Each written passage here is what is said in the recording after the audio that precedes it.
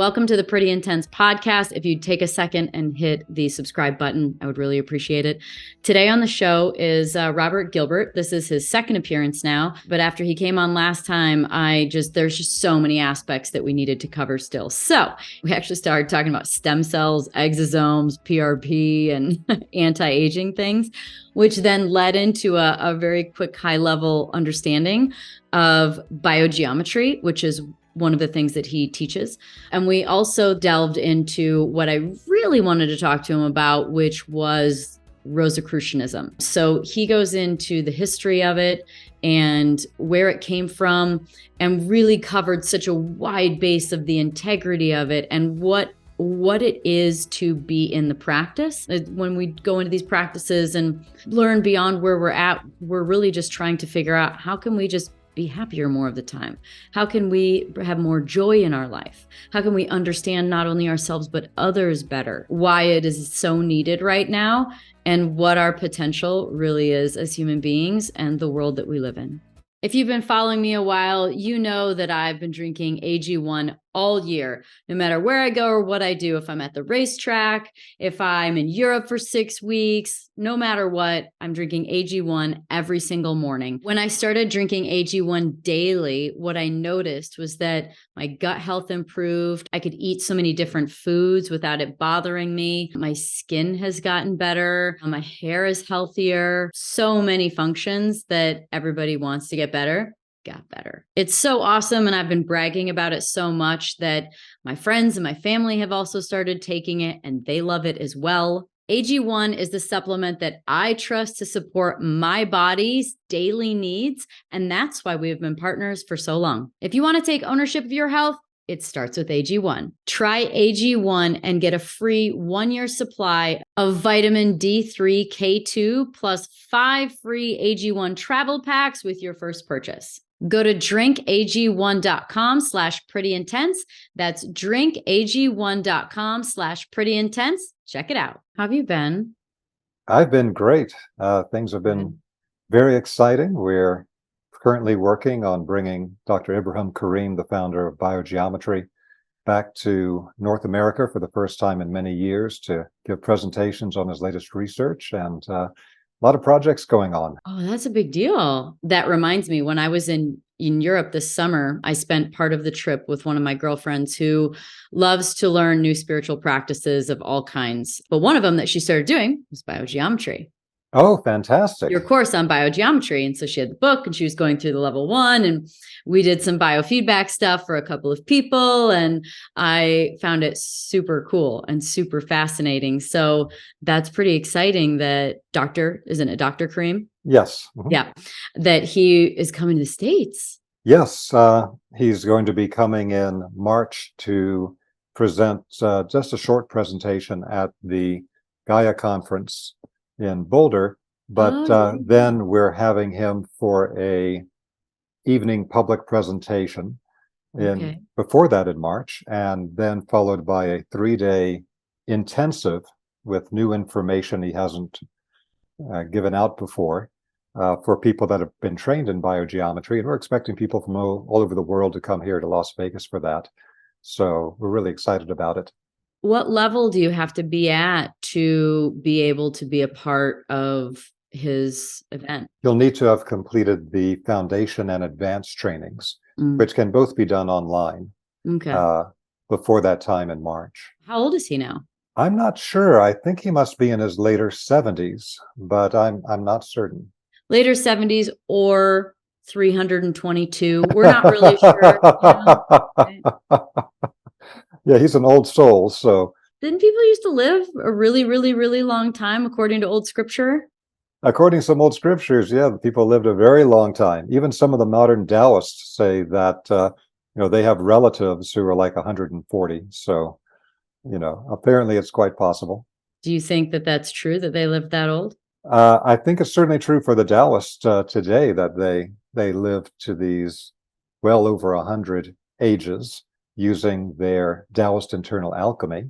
In the ancient world, I certainly think many things were possible according to what's often referred to as the secret doctrine, based on Blavatsky's work, like the ancient knowledge.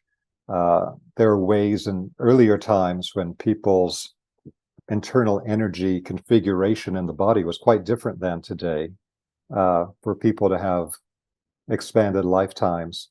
And I've actually been doing research recently with the latest developments in stem cell, exosomes, these types of things, which is developing very quickly.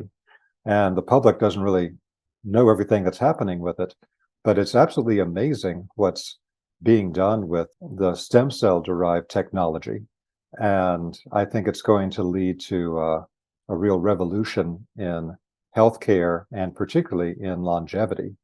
So just recently, myself and the director of the Vesica Institute, Jennifer Barnes, went to a clinic in Utah, which does one of the most comprehensive full body stem cell rejuvenation things in the world. It had previously been covered by Ben Greenfield. Oh, yeah. And by the fellow that does the Bulletproof podcast and these things. They've done it. Dave. And Dave did it like 3 times. Yeah, I went down to Costa Rica with Dave and did stem cells earlier this year. So I've done exosomes, I've done stem cells. They were not mine though. So I didn't think we'd get in this little spot we're in, but I'm so fascinated what you have learned about this. Well, it seems that, it's kind of the Wild West in the US. Although the FDA is somewhat controlling with it, there is a lot of innovation being done by different researchers, and they have very, very different approaches. So one of the things that's hard to get information on, you kind of have to do your own research and follow up with people. I don't know any textual sources that go into it, is the different approaches that different clinics are taking. And they can have very different viewpoints on how to approach this kind of thing.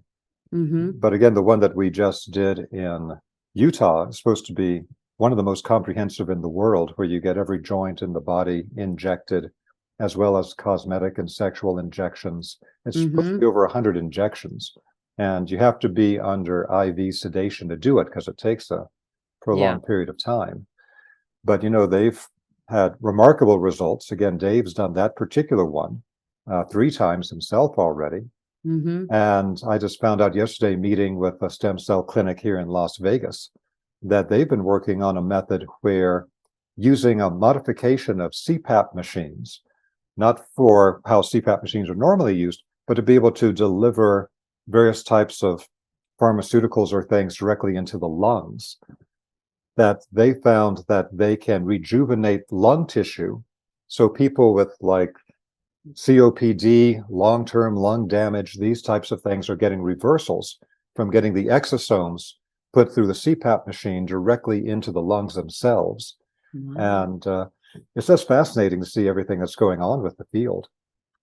Gosh, yeah. I work with various different companies that develop devices that do like the highest grade PRP, which is another sort of aspect. They usually say to pair PRP and stem cells together a lot of times when you're doing joints and orthopedic like injections, as well as another company that I work with that does more cosmetic like procedures with equipment. They use like the highest grade way of extracting the PRP. That's the exosome. Sorry, that's the PRP. The other one is exosomes, because there's a certain amount of bioavailability that the exosomes can have. And there are many companies that actually don't have really any viable exosomes in the product. And so this is sort of like a very high level certification that the exosomes that there's a high amount of available exosomes to actually be delivered. So, wow. Do you think that the ancients had this sort of technology, or is this sort of modern day humans that are coming up with new ways of longevity? I think this is a modern development because we're so based today on physical and chemical analysis. But in ancient times, it was much more based on energetic analysis. And so they would be using methods that I'm sure if we studied them today in our modern methodology, we would see that what's happening is that their energetic methods are simply a different route to be able to activate the stem cells and exosomes and these different types of natural substances in the body. So I was very impressed with the book that is called The Spark in the Machine.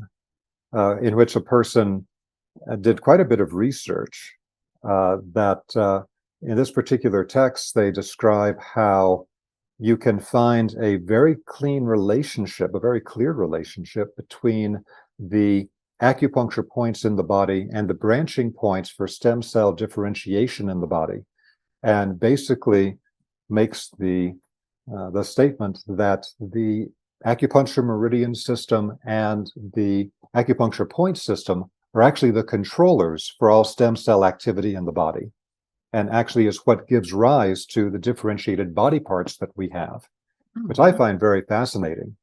And similarly, a conclusion very close to that has been reached by my friend Dr. Jerry Tennant, who developed the series of books on healing as voltage.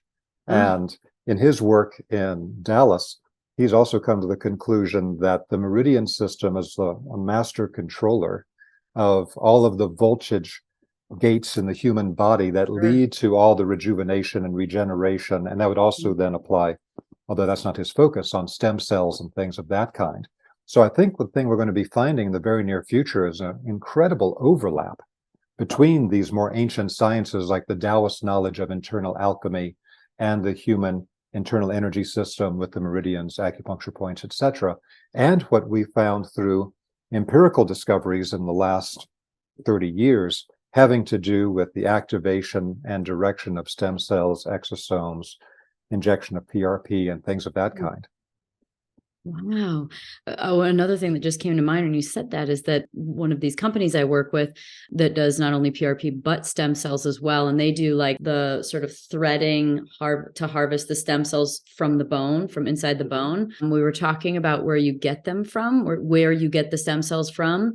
And there is a very big difference between different parts of the body and the quality or the composition of the stem cells. And that you take it from basically like lower back on the top of the hip there, and that's the best place to take stem cells from, not sort of like the arm or the thigh or the anywhere else, but back of the hip.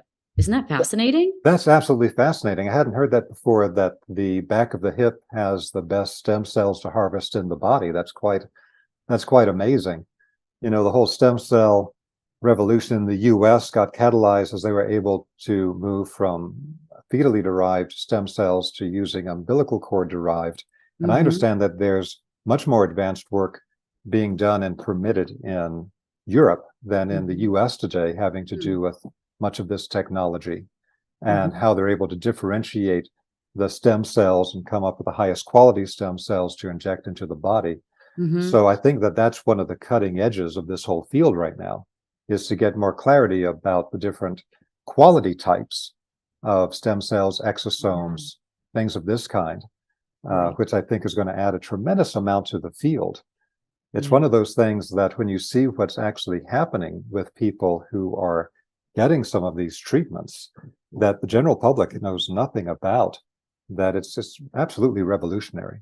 Well, look at Dave. I mean, we're talking about Dave. It's Dave Asprey. If you look back at old videos and pictures of him to where he is now, it's really amazing. And this is just sort of anecdotal in my life, but people are like, wow, you look great. Like, what are you doing? And I'm like, oh, I guess I got to give credit to the stem cells and the exosomes and all the things. Yes. So I think, because I've been doing it probably long enough for it to have sort of at least a wave of an effect after a year and a half, that maybe it's really working. I really do think that that's probably the case. You do look very radiant, and I do believe that the stem cell technology is one of the most powerful things that we can use today for regeneration. I really want to talk about the Rosicrucian order and the Rosicrucianism and that whole. I think we could take another moment with biogeometry and just sort of touch on that, because of the event that you have coming, and also just because we're talking so much about stem cells and exosomes and the way that the body is informed to heal or rejuvenate. So maybe go into sort of like a little bit of a overview of biogeometry and like what people would learn and what it actually is. Because just as sort of my experience with my friend who's taking the course is that we're looking through the book and doing the biofeedback for someone to figure out what areas of the body they need help. And there are unique, very interesting symbols that correlate with all the different parts and aspects of the body and healing. And so I found that incredibly fascinating. Then, of course, sent the pictures to the people that we did it for them to look over themselves, to trace with their eyes, as well as wear and have on them.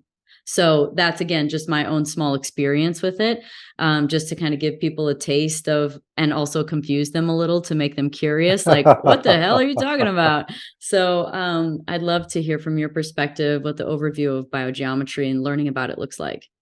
Great, thank you. So I first met Dr. Karim around the year 2000 when he began to come to the United States to teach some courses in Florida. And I was absolutely amazed by what he was doing and what he had developed. He really had rediscovered from a modern perspective many of the lost secrets of the ancient Egyptian temple science.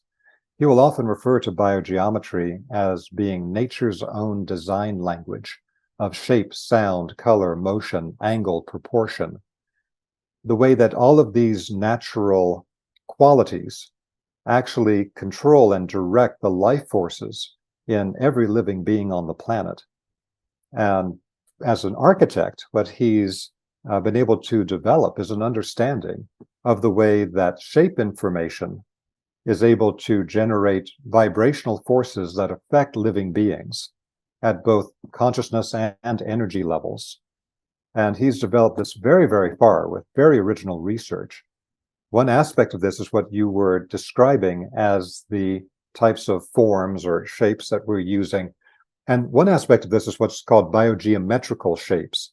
So something like what we refer to as a 45-degree emitter, a backing of a certain length with two arms coming off of a certain length at a 45-degree angle will create a concentration of a specific vibrational power between them that we refer to in biogeometry as the BG3, which is essentially a concentration of the universal harmonizing force. Now, this is not something that's well understood in many different traditions. Many traditions focus on polarity energies like yin and yang in Chinese medicine, and the way that we balance the two polarities by adding the opposite polarity if you have too much of the other polarity. So if a system's too cold, you add some warmth to it, that type of thing. But there's actually a universal harmonizing force that restores everything to its balance point, restores it to the center. It actually activates the center of all biological functions and all systems. It's an amazing discovery by Dr. Karim. And, again, he's very clear about the fact, he didn't invent it. This is something that nature uses all the time, but he's simply been able to clarify through his research discoveries and what he finds for these different shapes, sounds, colors, motions that are able to generate this particular force for practical application. Then he was able to, using our radiesthesia methods derived from the French research of the early 1900s, which itself was derived from the Egyptian knowledge and application of vibrational science and vibrational testing from thousands of years ago. Radiesthesia is the ability to detect subtle radiations or subtle vibrations. And so using the radiesthesia methods that we teach in biogeometry, Dr. Karim was able to discover the actual movement pattern of energy in the human body that generates specific biological activities. So, for example, the way that energy moves inside a person's liver may be one of, this isn't the actual number, let's say a dozen different energy movement patterns. Every one of those energy movement patterns generates a specific biological activity. Mm-hmm. And so basically we have the concept of energy as a proteus. It is the prima materia. It is the original source energy behind everything. Just like stem cells can become anything, Right. energy can become anything. Right. And so just as the stem cells get programmed in the body by particular triggers to become certain things, again, Yeah. one of the things that's discussed in the Spark and the Machine book that's so fascinating. So the functions of the organs and systems in the body is actually created by the way that the energy moves in a specific energy movement pattern. So one of Okay. the first things we learn in biogeometry is not to think of shapes as some type of finished, static, external form, but Hmm. rather to think of them as dynamic energy movement patterns. And Mm. so it's the dynamic energy movement that creates the effect. So the shape is like a circuit that the Mm. energy is moving dynamically inside of.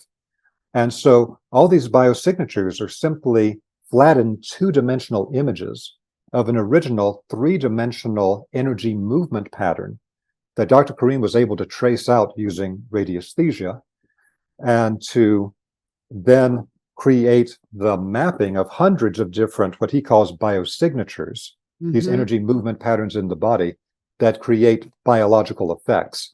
Mm-hmm. And the ones he's actually published many of these biosignatures in his book on biosignatures. Uh, However, in the classes that we teach, we're able to go much further and we're able to teach people how to energetically test any person for which biosignatures they need at a particular time to help Mm-hmm. reinforce that energy movement pattern in the body that creates that effect, and Mm-hmm. also how to be able to apply the biosignatures in a variety of other ways. Oh. But that's only one small part of the training. There's so much to it in understanding the actual science of shape, sound, color, motion that can be practically applied, whether it's for the human being or in any type of design work. Because a lot of the work that we do is balancing the energy in homes, offices, etc., Sure. in a very different approach than is done by most other traditions. Because we have the ability, and we teach people themselves to be able, for the rest of their lives, to directly detect all these energy qualities, whether it's in their body or another person or in a location. Again, we make no medical claims for it, but it is something that is absolutely remarkable. And so we offer both a foundation training that gives people all the fundamental skills that currently is being done as an online class. It takes place as something where people have the material for around 5 weeks. And after the first couple of weeks with the material, we start having once a week meetings for about 4 hours where we can assist people with any questions they have, any issues with doing the hands-on testing and applications. And so there's 3 meetings and successive weeks for that. And that's the foundation training. And then there's an advanced training that's run along the same lines.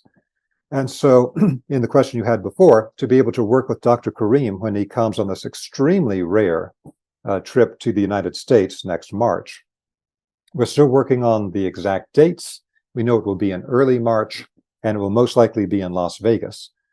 There will be a public week or public evening where Dr. Karim will present for people who have not taken the advanced training, who want to see him and hear from him live. But then there's going to be a 3-day intensive where he releases new information, because currently we have the foundation and advanced training. After you do both of those online, you can work with him directly. And the new material that's coming out, if people want to get a sense of it, it's extremely deep, having to do with how energy works through space and time and can then be practically applied in ways that are really mind-blowing. It was recently published by Dr. Karim in his book called Hidden Reality that was published recently and is available on Amazon. It is a remarkable text, but if people want to start learning about his work, in addition to what's on the internet, I have videos about it on YouTube. He has some videos. And also there's his book that's Back to a Future for Mankind, which is his introductory book on biogeometry, which is quite remarkable, in addition to the new book, which is extremely advanced, called Hidden Reality. But when he comes in March to Las Vegas, and I'm so grateful to be able to sponsor him for that, myself and my team here, that he's going to be offering not only new techniques and new concepts, but also new tools. The work is developing very, very quickly. So to get a chance to work with him directly in North America is going to be a very rare opportunity, and we're really excited about it. What is the most extreme way that you could experience the highest use of it? If you were to, like, do you have any stories? Is there anything where you can share what this technology, what this knowledge can do for someone? Yes, the challenge of this is following our principle of not making any medical claims, Of course. which is very, very Check that challenging. box is smart. But again, the Possibly use. what could be done. Well, I'll just give you an example to avoid the medical claims issue of what happened for me. And so I had had a couple of very severe car accidents before I met Dr. Kareem. And one was extremely severe. The combined force of the two cars impacting head on, including the car that I was in, the combined force of impact was around 160 miles an hour, and had a lot of damage to my neck and my spine. And I'd done a lot to work on it, but it still was affecting my quality of life extremely dramatically, and was a major issue for me. Mm-hmm. And so when I met with Dr. Kareem for the first time in Florida, one thing that he did is he had just had people come up and he would test them for what biosignatures they needed. And he would engrave the correct biosignature pattern on a piece of metal that you could wear like a medallion. Mm-hmm. Like today, you can buy biosignature medallions that don't have all the biosignatures on them because there's a huge number, but have like a set of some of the most important ones that everyone needs. My friend had a necklace that had a one symbol. It was a symbol of sorts, and she wore it. That was probably, they have some biosignature pendants that are of one specific biosignature that does a precise thing. And then they have what we call the biosignature medallion, which has many different biosignatures on it to get their composite effects at the same time. Although, again, there's so many biosignatures, doesn't have all the biosignatures. They're ones that everyone tends to need. I'd be wearing one like this big. It'd be like Dr. Kareem has made some giant ones before that he's like as big as like a human body that he's like shown before in a TV show that he did from Egypt years ago, these kinds of things. But what he did was he was able to find for me particular biosignatures that I needed for my neck and my spine. And he just engraved it on this thing for me to wear. And it really had such an incredible effect for me. It really gave me my life back. Wow. I was like, well, this is unbelievable that a particular, again, people will just think of it as like some external shape, but it's an energy movement pattern that works in resonance to activate that movement pattern in the human body. And it was so dramatic, the effect I got from it, that I began to go to every course he taught anywhere that I could get to. And I was so dedicated to the work, and I literally transcribed all of his talks word for word. And then I reorganized it into a more comprehensive linear system that he invited me 3 years later to be the first person outside of Egypt to teach his work publicly. And so that's kind of how things developed there. But it was like, that's an example of what's possible with this. Again, your mileage may vary. We don't make any claims for what the effects of any of this will be, but this has happened for a lot of people. And in addition to that, I've had a lot of people get the results from having their home and offices balanced so that the detrimental vibrational effects of all the things we're surrounded by in our environment today get modified and harmonized by connecting it to this universal harmonizing energy or vibratory force. We've gotten all kinds of remarkable testimonials about the changes of people's lives and things of this kind. Again, not making any medical claims. One of the first stories I heard from someone I started teaching things publicly was that they had a friend who had a motorcycle accident and they were in a coma, and they went to go see them, and they were hooked up to all this different medical equipment. Well, the medical equipment is monitoring them and these types of things, but anything that's electrical, that's plugged into the wall, has a very specific vibrational quality that's known technically as the vertical wave of negative green. It's too complex to go into here, but it's part of what we teach people about the different vibrational qualities and biological effects. And so the person did exactly what I taught them to do in the class, which is put specific biogeometric forms on all of the electronic equipment in the space to take off the vibrational quality of the vertical negative green coming from the electrical circuits and to replace it with this harmonizing energetic force. And the person said in the class at the moment they put the last correction on the last piece of electronic equipment that was surrounding their friend, that at that moment their friend came out of the coma. And so the theoretical basis behind that, again, not making any medical claims, just theory, is that by taking off the suppressive effect of the electromagnetic blanketing energies, the person was able to have their own life forces recover to the point that they could come back into consciousness. I have 3 different EMF reducers in my house spread out because they have a range. And that's one of the things that I'm sensitive to is fields and energy. I don't feel people's emotions too much. I'm aware of them. Thank God I don't feel them. I'm aware of them, but I feel frequency. Very much so. So is that something that would help reduce that negative green, that negative, what do you call it? What's the technical name of it is negative green, because on a particular way of charting the complete spectrum of the energies in a circular format, it's diametrically opposite positive green, or what we think of as the green color quality in the qualitative scale of energies.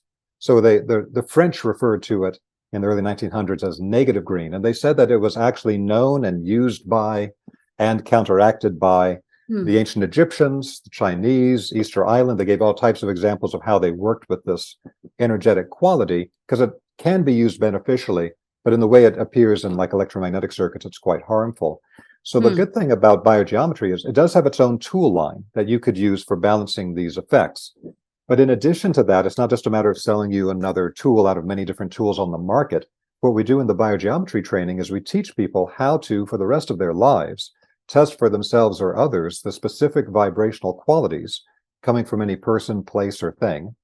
And then when you place a vibrational tool, whether from biogeometry or from any other source, onto the problem area, you can now test and know whether it's actually transforming the quality of energy or not. Because there's many good vibrational tools on the market today, and there's many that do absolutely nothing, and there's quite a few that actually increase the toxic energy. And sometimes when I talk to the people selling those tools, they just like say, oh, hold this, you can feel the energy. And I'm like, yeah, I can feel the energy, but that energy is not a beneficial energy, but the people making it don't know how to test and differentiate energy qualities. So one of the things that's been a huge breakthrough with the biogeometry is we can teach anybody how to be able to directly detect the energetic quality coming from anything. So when you actually do, like, let's say a feng shui correction to a space, one thing that's been discovered is that I love feng shui, it's a great system, but that if you try to apply the stuff that was done a couple thousand years ago in non-electromagnetic environments, and you think that's going to correct the electromagnetic energy in the space, we can show you that it doesn't. But again, this is something that requires more discussion to really get into the technical aspects of it, because it's a qualitative science. And the quantitative aspect of the electromagnetic wave is still there. Because the trick of this, of what Dr. Karim had always explained to people when he did things like balance the electromagnetic fields for the whole city of Hamburg, Switzerland, back around 2003. That's a baller move. Incredible work that he's done. He was able to describe the way that, you know, if I was blocking the electromagnetic circuit, because people would like get an EMF meter and say, oh no, the EMF is still here, look on the meter. He says, yes, the EMF is still here, because if I blocked the EMF, none of your communication devices or energy devices would be working, and you wouldn't allow me to do that. We had to sever the Gordian knot, like with Alexander the Great, to find a lateral thinking solution to this, which still has the electromagnetic circuits in place, because otherwise our technology won't work, but to change the energetic quality of them so that the effect on the human mind and body is no longer destructive, but may even be beneficial, because it is actually increasing the broadcast of this harmonizing, universal harmonizing wave. And so that's why we have to train people in biogeometry to think in a completely different way about it, that we're going to be testing and transmuting the quality of energy on the wave. And it's not a matter of changing the quantitative aspect of the wave, because we wouldn't be allowed to change that. So there's quite a bit in the training about how to do these things on a practical level. The Rosicrucian order. This is something that came across in an interview, after an interview. It was with Rhonda Byrne. from The Secret, and she started talking about it like after we were done with the actual interview, and I was fascinated. And it wasn't part of the interview, but she sort of said, I can help you out and like put you in touch with someone. And anyway, I just was too busy to proceed with it, but it's still been in my mind and still been something I'm very curious about. And I've reached a point where I feel like I know a lot about myself. There's always more to learn, but I want to be able to do magic, basically. Yeah. And something tells me if I were to learn it, that I would now be able to practice what people would call magic, and magic being real, but it just sounds not real to people because that's the word we use for stuff we don't understand. Yes. So I would really like you to get slightly granular about the process and what it takes, and even like, I think we could start with the history of it.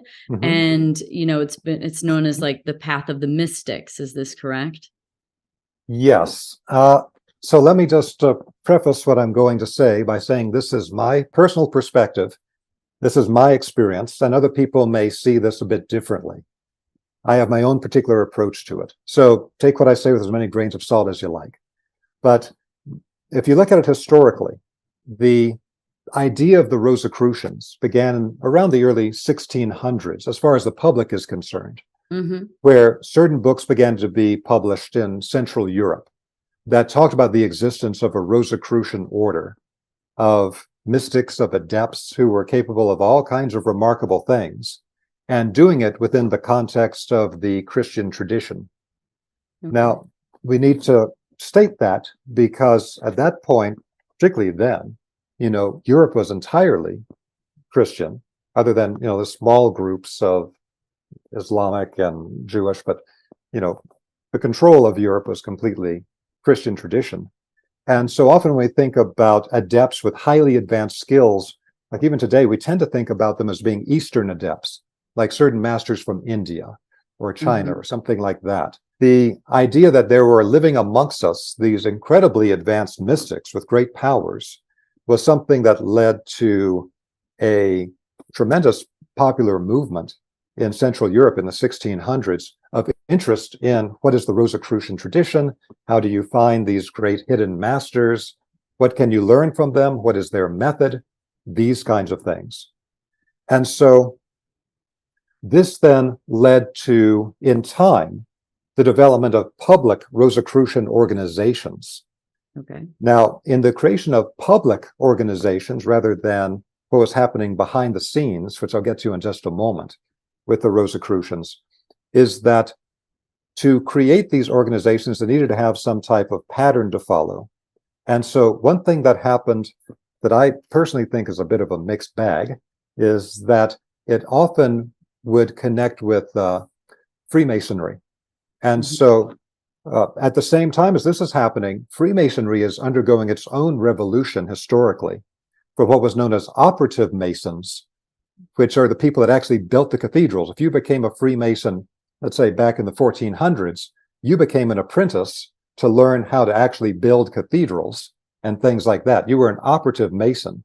Now, it was based on metaphysical principles, and you learned all kinds of amazing spiritual and energetic things that the public would never know. But you were being trained to be a brick mason and to build buildings, a literal mason. But particularly by the time we got to the 1700s, this had changed, and operative masonry really was dying out, and it became what is known today as speculative masonry. And so speculative masonry, which is what most of all Freemasonry today is where you join some fraternal organization and you go through a number of rituals and rites to get initiated into higher and higher grades in linear Are they still degrees? Is it still like they're degrees? Like, is there 33 degrees? In some forms of masonry, there's 33 degrees, and some forms there's over 90. There's various forms were developed. It's going to take a while. Yes, exactly. Or not this interview, but I'm saying like to be a 90-degree Mason. Oh boy. Yeah, but those forms, the 90 the 90 plus degree forms are not very popular today. It's hard to find those forms. The 33 degree is the main one that dominated. But the idea with this is that you would join this organization and you would work your way through these grades, through these degrees over a period of years until you reach the highest level of initiation, etc. Mm-hmm. Now, I have to state my own bias up front that I kind of follow the pathway of the joke made by Woody Allen years ago, that I wouldn't want to join any organization that would have someone like me for a member. So my basic approach to this is I'm not really so much of an organization follower. Yeah. And I do think that's a bit of the ethic of our age, that as we develop public Rosicrucian organizations, many of them began to take on these types of Masonic organizational fabrics that that the challenge of it is people can get caught up in the working through the actual politics of this organization of human beings. And I have no interest in that whatsoever. I mean, less than zero. So it almost starts feeling like organized religion or something, where there's probably all rooted in a great start, and then man gets a hold of it, and politics come in, and money and power and ego, and I'm a higher degree than you, and you have to do this, and that, again, no appeal to me for that. And if people choose to work within Masonic or Rosicrucian external organizations, that's fine. Now, in the United States, some of the largest organizations are quite old. Things like AMORC and Rosicrucian Fellowship, they're quite old at this point. People want to work in those frameworks, and that's what helps them to have something that is that clearly delineated and that you can work through with the external help of other people. Great, those forums still exist, and you can do that. That's not my orientation, and I'm not going to be teaching people about that. My orientation has always been toward what the Rosicrucian organization was originally. And that was, it wasn't part of an external physical organization. It was, as was discussed in the early text in the 1600s, it was a group of people that had direct spiritual connection to the beings behind the Rosicrucian tradition. So let's clarify for everybody right now something that's extremely fundamental but not often spoken of. And this is a definition coming from a person I learned a lot from, Dr. Samuel Sagan, a French medical doctor who later became a translator of Sanskrit texts into French back in the 80s, who developed a school called the Clairvision School that I trained with in Sydney, Australia for a time. And he had many brilliant summarizations of esoteric realities. And one of Sagan's ideas with the Clairvision School is that whenever we talk about a spiritual tradition, you're talking about a group of human beings with a group of non-physical spiritual beings that are working together for a particular goal, for a particular pathway. Now, as you drill down deeper into this, one of the things that you find that this group of spiritual beings behind that tradition, so there's a group of beings behind the Buddhist tradition, behind the Taoist tradition, behind the Christian tradition, whatever it is. In some cases, there's overlaps. That gets a little complex. But that group of beings is working with human beings. And one of the things that's happening invisibly, if you're choosing to train in, let's say, the Buddhist system versus the Taoist versus the Christian, etc., is that the training systems are having the basic cause and effect result that what you're doing with your mind in the spiritual practices, what you're doing with your energy in the spiritual practices, is structuring your energy body, structuring your subtle bodies into very literal geometric formations that are going to give you certain siddhas or powers.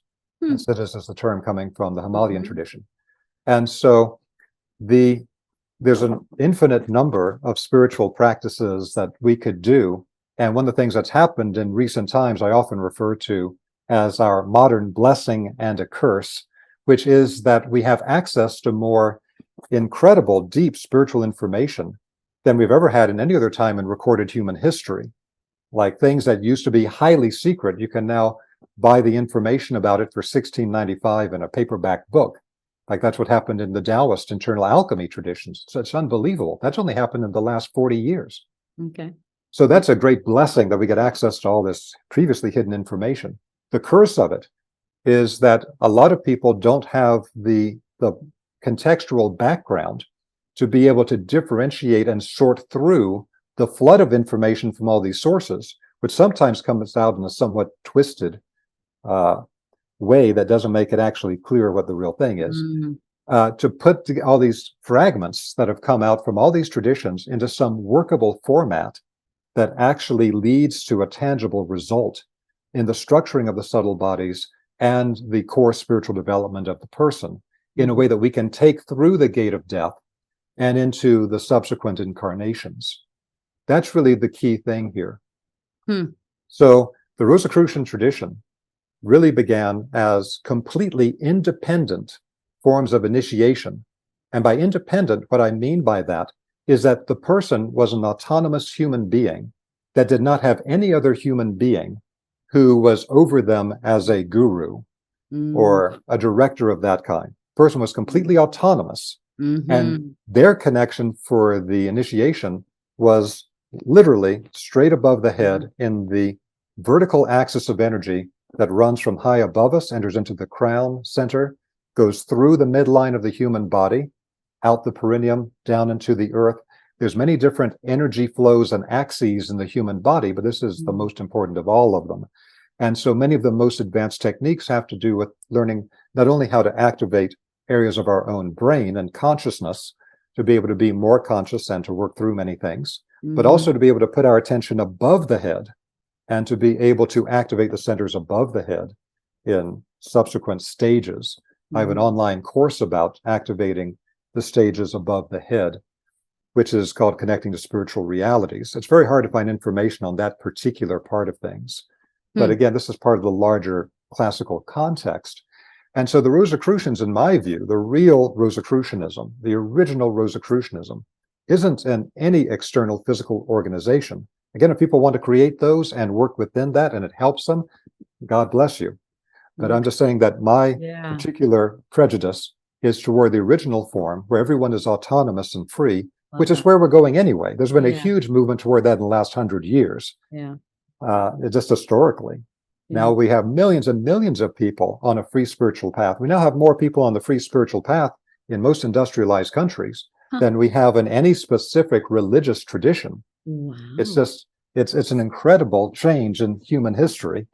And so the Rosicrucian tradition is actually preparing for this back in the 1600s for that independent form of spiritual initiation. So one of the great teachers of this, an external teacher that actually came forward and began to teach, was Rudolf Steiner. And so Rudolf Steiner made the statement that all advanced spiritual initiation today, by and large, is actually independent initiation. People being able to connect directly to spirit, and someone else on a similar path to you can be kind of an elder brother or sister on the path. They may have gone farther than you, but they don't tell you what to do. That would be a violation of a person's spiritual freedom. You never get told what to do by some external authority figure. You have Example being, like, what would be being told what to do? To go like do a sacrifice, or if you join any spiritual religion, any religion, or many spiritual traditions, it's like a very crafted out thing. Okay, you got to do this, you can't do that. It's like all these rules and regulations about this is how your path's going to run.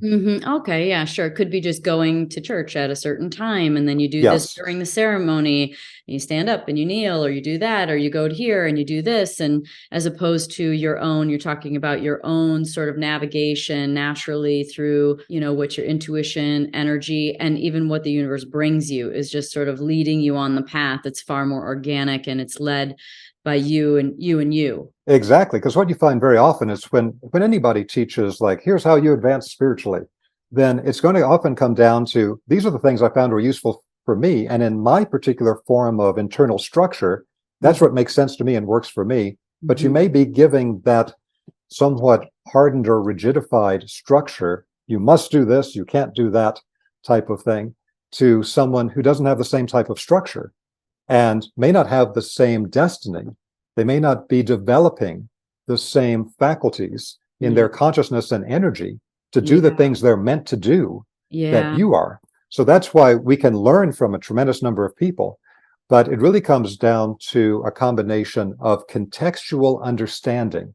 Now, if you're going to follow just like one external religion, and that's fine if that's what you choose to do, or one particular spiritual tradition, then you don't necessarily have to understand everything. And in many of those cases, they don't explain a lot to you.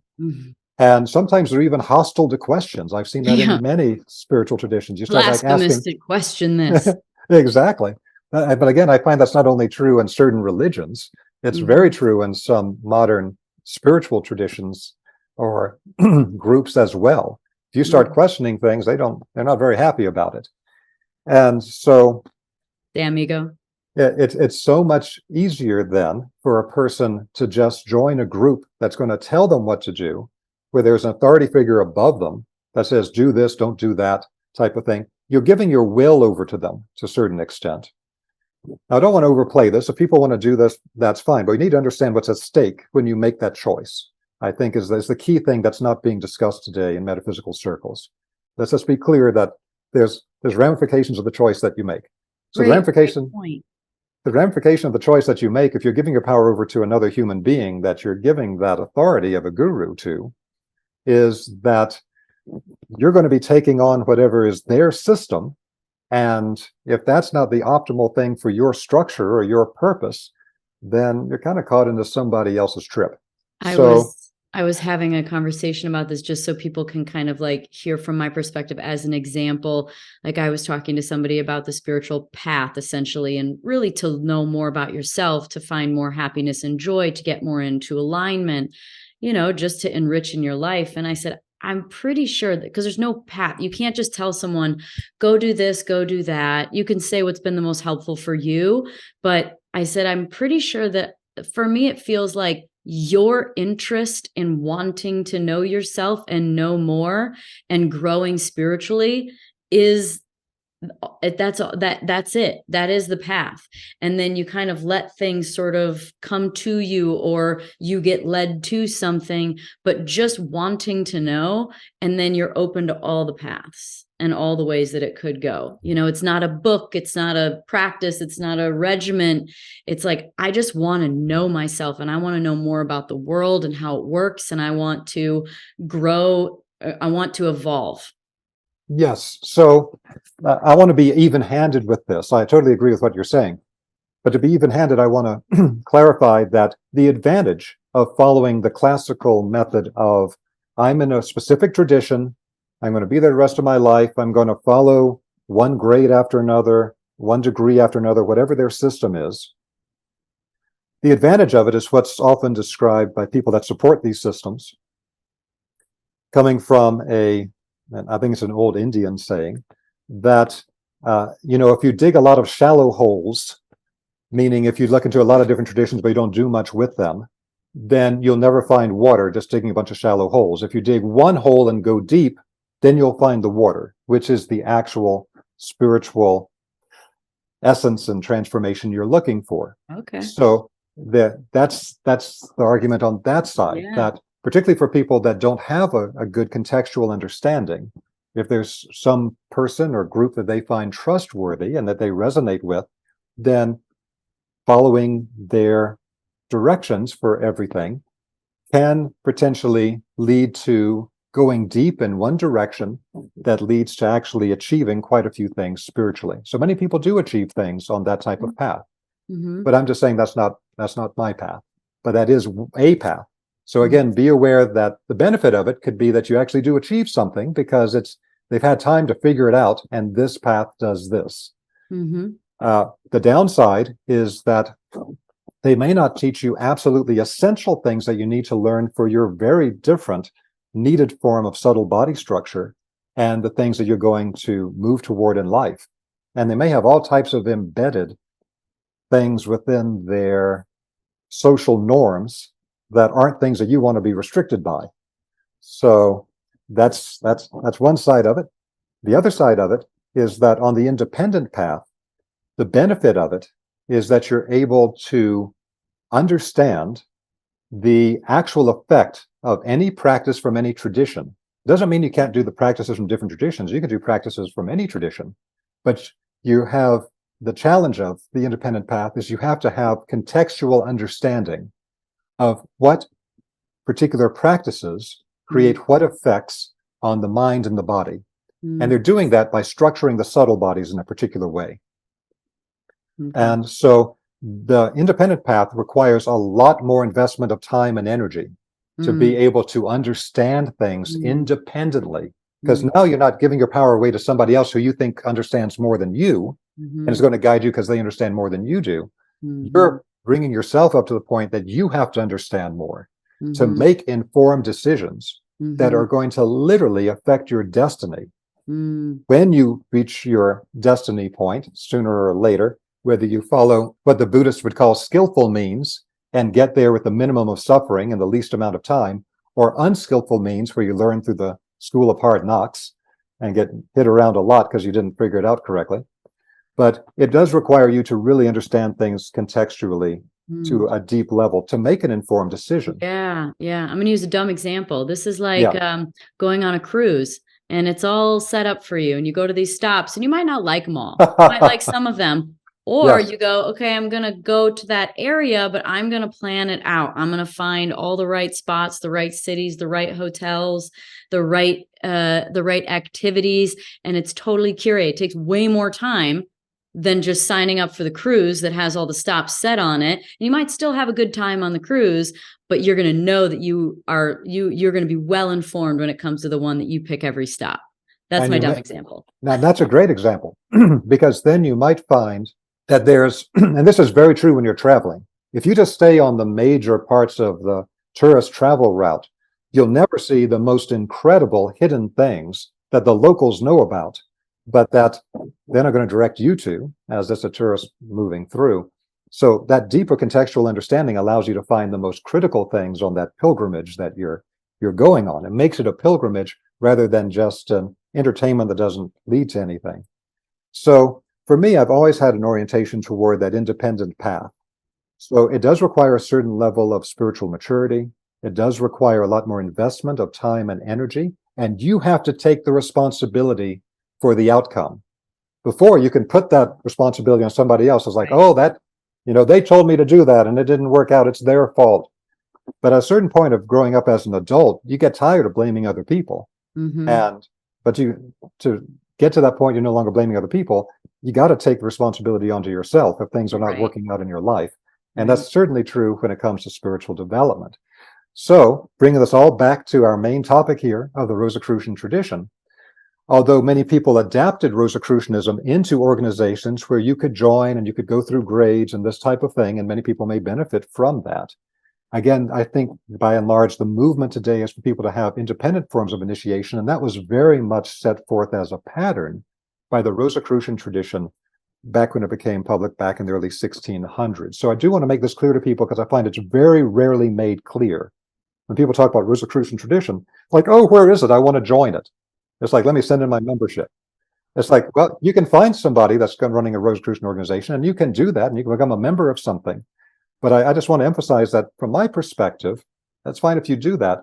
That's not the key thing. The key thing is not Rosicrucianism. That's not what not what this is. It's not core Rosicrucianism, because core Rosicrucianism requires you to be independent. This is my perspective. Yeah. To directly connect to spirit, not go through a human intermediary or give your power away to a human intermediary.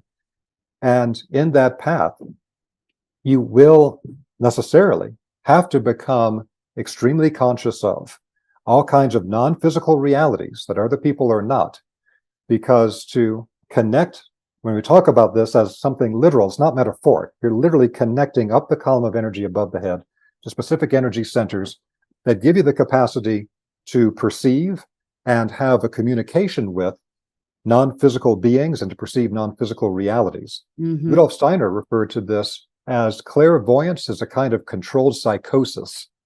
And so it may not even be that safer path for a person who has serious mental issues. People who are psychotic or bipolar, that might not be they need to get stability in their earthly life before they try to tackle something like this. because if you're perceiving non-physical things right now, but it's coming from a state that is bad brain chemicals, you don't have the physical foundation to do this in a grounded and healthy way. So it requires being fairly well grounded and well adjusted to take on this independent path. But we have to simply accept the fact, we have to just acknowledge the historical reality that the time we live in now is when millions and millions of people are voting with their feet to go this direction. It simply hasn't been clearly delineated, I don't think, in modern metaphysics, the choice here between the organizations, because within modern metaphysics we still have all these different gurus and teachers and organizations, but the difference between that and the independent path, that's a whole thing. So the Rosicrucian tradition in its original form, that I believe in its true form, is all about a modern form of independent initiation. Now, that doesn't mean you're doing it by yourself, but it means that the authority that you're working with is not on the physical plane. It is literally spiritual. And so this requires the ability to start perceiving, but again, using a great piece of terminology by Dr. Sagan from the Clear Vision School, he called packed thought forms. Because in our physical lives, in the physical body, we process thoughts through the machinery of the physical brain. But the human higher consciousness is not brain-oriented. In fact, there's even been brain research, like the work of Sir John Eccles, who won a Nobel Prize for his brain research decades ago. And he said, I looked for the place that initiated the firing of neurons that created a thought in the human brain, and I found there wasn't any. It actually comes from a higher holographic field of energy around the human head that then interacts as a field of energy with the brain to initiate the firing of neurons. That halo in all the ancient photos. It's exactly what it is. And this is someone who won the Nobel Prize for brain research saying this. So we have to get to the point then that we start working at the energy centers above the head quite consciously. And that allows us to start working with packed thought forms. So the packed thought forms are essentially where it is the pure content of mind substance, of the thought substance itself. It can be transmitted in the form of images, in the form of sounds, in the form of direct internal kinesthetic knowing. Okay, but is this the clairs, basically? Is this the clairaudient, clairsentient, clair... Exactly. Okay, claircognizant. And the key thing is that it doesn't have to get reduced from that direct perception, immediate knowing state into words, because word thinking is extremely powerful on the physical plane. It's a type of digital thinking. It's extremely binary. And so thinking in words is a lower form of thinking and communication. People who have done any type of Zen meditation, Vipassana, transcendental meditation, they'll understand what I'm talking about. Higher consciousness states are not based on thinking one word after another. It's not what they call the monkey mind chatter. So it like comes to you. It's like arrives as a thought. Is that's the pack? Yes, it does. Because you don't have to actually take the linear time that you would hear to know the information. It all arrives at the same time. And it's like an awareness to something new or an idea. That's how it feels to me. It's like, it's not like somebody says the words, this, you're going to do this and feel like, how about, it's more like, and it almost is paired with it also is like locks into almost like an embodiment as well. It's an actual experience on more levels than just the words and thinking. It's like a it's a full experience, body, mind, soul, the whole thing. It becomes a knowing. Absolutely. It's a type of immediate transmission. That leads to an immediate knowing and reception. So this is what they call things like transmissions, like in the Indian tradition. Like when you're getting the Shakti transmission, it's an instantaneous transmission. And so a packed thought form is the most condensed form of the direct knowing of that thing. It gets transmitted in an instant. So this is that eureka moment where you get the download in an instant and you get the whole thing. If you had to describe to somebody else the information you received in that moment, it could take you days of trying to unpack it one word after another And you're still not going to be able to fully convey in the unpacked words, which take forever to get out, Totally. the direct experience. Totally. So to be able to receive the packed thought forms is essential to be able to have direct communication with non-physical beings and non-physical realities, because that's how they communicate. Beings that are not on the physical plane, and we're surrounded by them all the time.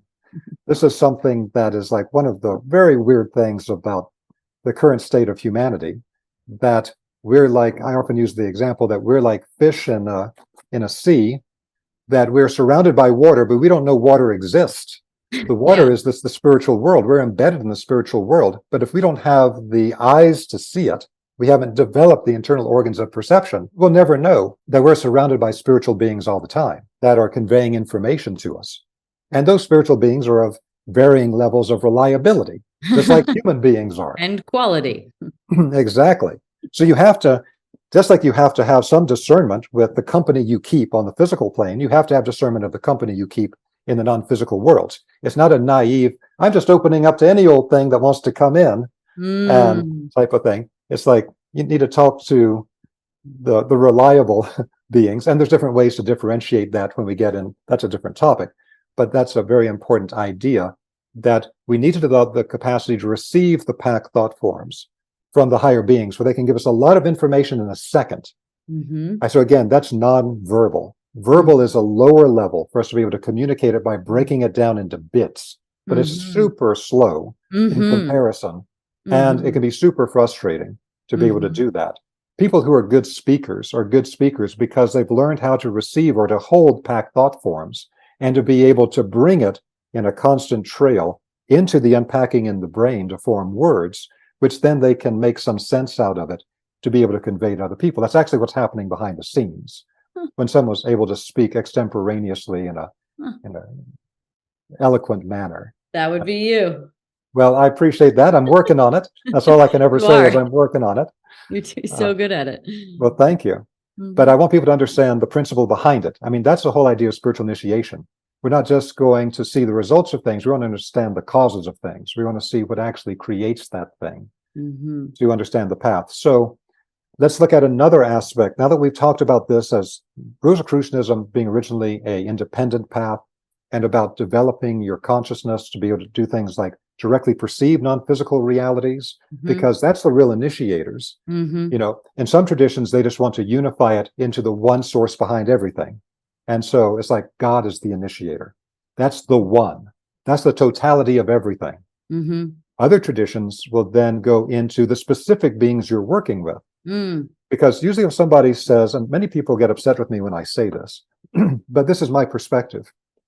If somebody says, oh, God told me this or God told me that, it's like, well, God is the totality of all beings and all existence and all universes known and unknown. And he told you that in physical words. It's like, well, maybe. But my perspective is that, no, if you got that and it wasn't something you made up, you actually got it, there's another being at another level of existence you got it from. And so if you're going to deal with this in a brass tacks manner, then I don't just like meet somebody on the street and somebody says, oh, where did you hear, you know, that this band is playing at this show? I don't say, oh, God told me, because yeah, in a sense, God told me because God created that being. But yeah, but if I say God told me that Iron Maiden is playing in Las Vegas next year, well, that's a little weird. But as a specific individual that told me this, and there's usually specific individual beings that are communicating things to you. So that's another thing that's extremely important. That has to become like part of one's lived reality. But it has, you can't even do it unless you're able to have such equanimity, such balance, that being able to perceive non-physical realities doesn't throw you off your center. You know, you don't have what the Tibetans call grasping, which is like, oh, that's fascinating. I see this non-physical being or thing, and you try to grasp it. As soon as you do that, you'll corrupt it. You have to stay completely calm and just observe it. But at the same time, you don't shrink away from it. You may receive things about horrible things that happened to you in past incarnations. You may receive something about something horrible that's going to happen to you in this incarnation. Very hard to have equanimity about that. But that's the only way to not corrupt what you perceive spiritually. Yeah. You've experienced in meditation, I feel like, or even like a dream feels like you do it, where you're trying to go back into it and you're like, you're in a meditation and you're like, oh, that's cool. And you're like, you start to realize something and you're like, you try and look harder essentially, and then it disappears. Or like you wake up sort of and you think that was a great dream. And I'm like, okay, what was I thinking about again? And then you can't get there again. It just disappears. It won't come to you. And it's in the surrender that you actually are now able to perceive. You've got to open instead of close and narrow. That's what it feels like to me, that I've had the experiences of. I absolutely agree with you. That's exactly how it works. Again, to take a phrase from Dr. Sagan at the Clair Vision School, he would often say, I thought this was a brilliant summary, that your ability to perceive spiritually is governed by your ability to not react to what you see. Yeah. That is absolute core of everything. So, in all types of personal development work, one of the first things we do in psychological self-help or personal development work is that we understand we have to get beyond the reactive mind. The reactive mind is your enemy. The reactive mind makes you a beast. It reduces you to the level of an animal functioning in the bad sense of that term. And you're not at a truly human stage. You're just an input-output mechanism. You're a machine. I can push this button with you and you're going to react this way because you're just so deeply programmed you can't even see your programming. Right. And so we have to understand that we have to get past the reactive mind to do any of this. Otherwise, what people think they're seeing clairvoyantly is nothing other than the projection of their own mind substance and of their own weird crap. So this is another important part of the independent path of spiritual initiation, because there are various trials on the path. Whether you do it with a group and you give your power over to an external teacher, or you do it in the independent path, there's going to be what's known classically as trials, as challenges. And they have to be there. People just say, oh, I don't want to have to deal with those. Let's just get rid of them. That doesn't work that way. The only way that you develop the skill, that you develop the siddha, is by going through the trial and succeeding in it.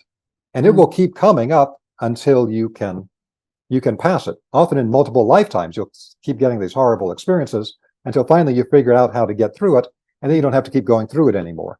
It's like a grade of school that you got to get through. And so this whole idea that we need to be able to overcome certain challenges. One of the first challenges that you have on the path, and particularly this is true on the independent path, it's also true on the path of the organization, but very much on the independent path, is one of the very first challenges is ego inflation, that you think that you're way more advanced than you are. And you set up your own little spiritual group, and you're the guru, and you're the teacher, and you're perfect, and you know everything, and you got all this power. And this ego inflation happens very quickly on the path. And we see it everywhere in metaphysics today. Humility isn't Cancel the group. Now you can be a teacher, you can have a group, but it's not a matter that, you've reached some perfected state and you start giving yourself high titles and that type of thing, rather than being Joe Blow, then that's usually a sign that something's going on here. And one of the things for the Rosicrucians to avoid this is that you're not allowed in Rosicrucianism. Now, again, we say, being told what to do, what not to do. This is a suggestion. On the independent path, you can do anything you want. But, some things just don't make sense. You could choose to be a heroin addict, but probably that won't make sense in the long run. And one thing that won't make sense and usually goes wrong in the long run is when people start talking publicly about their past incarnations. And so it's like, well, I was the great so-and-so, and I did this, and I did that. That usually attracts the wrong type of attention, and it usually goes bad. Everybody was something great in past lives, of course. Don't believe me, ask them. Exactly. Ask me. Trust me. And it also leads to people getting all this ego attachment to who they were before. And again, I don't want to offend anybody, but I have literally met over a dozen reincarnations of Mary Magdalene. It's like such a common thing today for people to think they are the reincarnation of Mary Magdalene, or that they were one of the disciples of Christ, or they were this or that. And here's a great marker for evaluating these experiences. If you actually were these people, like let's say a disciple of Christ or something like that, your memory of it is often going to be a somatic memory of suffering It's not going to be like, I'm so great, I'm so advanced, I'm this amazing person, follow me, listen to me. Anytime people talk like that, it's nothing but dealing with their own core wounds and compensating for inferiority complexes. Otherwise, you'd never do that crap. I mean, there's no reason to do it. But for people that experienced on that, the people that were disciples around Christ, they didn't have like some fantastic, I'm an elevated person thing. They were trudging around in the desert in sandals, barely with enough to eat or drink, and constantly under threat of torture and death. I mean, these were hard experiences. So when people have I was a great so-and-so, the people that were the great so-and-so, they know the suffering that came in that lifetime. They know the what they went through to be able to do what they did at that time. And they also, they feel that's what it took to be remembered. That they don't want to talk about it publicly. It gets the wrong type of attention. People aren't going to understand it the way it actually was. It's going to be sensationalized and romanticized. And so again, the challenge is ego inflation. And so there's suggestions in Rosicrucianism, like, don't start talking about your past incarnations, or that can go really wrong. But also just the whole idea that you're way more advanced than you actually are. All you got to do is like look at your romantic relationships. And usually that'll bring you down hard and fast. No, I don't want to. I did that. I had multiple therapists for a while. I feel like I kind of bridged the gap. I'm not saying it's gone, but let's not talk about it. Exactly. But that's the kind of thing that when you deal with family, when you deal with people in intimate relationships, they'll bring you down fast to the fact that you're not perfect and you haven't figured it all out yet. No. So this is another aspect of the thing of the independent path. There are certain trials, and don't get caught up in the things like inflating your ego just because now you can hear people's thoughts and you can do these other things that other people can't do.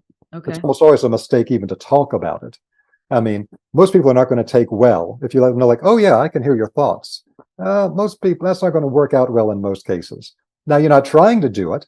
There are esoteric methods you can use to penetrate into a person's head and to get the thoughts, but that's a type of invasion. But there's a natural method that just by clarifying your own thoughts, so you have a completely clear mind, you start hearing other people's thoughts just because you're quiet enough to hear them. People are broadcasting them like they're shouting all the freaking time. That's all we're doing. That's why sensitive people have a hard time often being in like chaotic environments. Right. Because it's just like people are shouting mentally all the time, and it's like, plus you're feeling their weird energies. So, so now let me talk about some other aspects on the path. There's also the idea in the Rosicrucian tradition that there's certain types of initiation maxims. Again, let's call them suggestions for ways to develop in a healthy way. One of them is to make the decision at the very beginning of the work that you do that all the spiritual powers and understanding that you gain on the path will be put to the service of other people. Not as an abstract thought, but as something so deep in your heart and your gut that it's a way of life. That you're going to put these things that you develop to the service of other people. It's for service.